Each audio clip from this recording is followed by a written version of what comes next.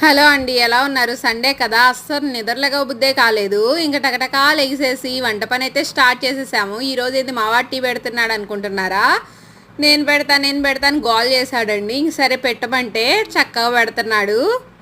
ఇంకా పొయ్యంతా ఎక్కడ ఆగం చేస్తాడా అని చెప్పేసి నేను అక్కడే ఉన్నాను. టీ మాత్రం సూపర్గా ఉంది. నిజం చెప్పాలంటే పిల్లల చేత అప్పుడప్పుడు ఇట్లా చేపిస్తూ ఉంటే వాళ్ళకే అలవాటు అవుతూ ఉంటుంది. ఇంకా తర్వాత అన్నయ్య టీ పెట్టాడు కదా, నేను పూజ చేస్తా అని చెప్పేసి ఉదయాన్నే తలస్నానం చేసి పూజ అయితే చేసేసింది. ఇంక ఈరోజు నాకు ఆ పనులు అయితే తప్పినాయి. ఇంకా వంట పనికి అయితే స్టార్ట్ చేసేసాను. ఈరోజు బ్రేక్ఫాస్ట్ ఏమీ లేదు.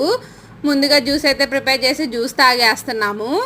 వంట తొందరగా అయిందనుకోండి, ఒకేసారి లంచ్ చేసేద్దాంలే అనేసి ఈ విధంగా అయితే మటన్ తెప్పించేశాను. అన్నీ రెడీ చేసేసుకున్నాను. అల్లం వెల్లుల్లి పేస్ట్, ఉల్లిపాయలు, పచ్చిమిరకాయలు, టమాటాలు అన్నీ రెడీ చేసుకొని పక్కన పెట్టుకున్నామంటే వంట చేయడం చాలా ఈజీ. కానీ మటన్ని మాత్రం ఆవుగా ఒక హాఫ్ అన్ అవర్ పాటు పెట్టుకోవాలి. అప్పుడే దాంట్లో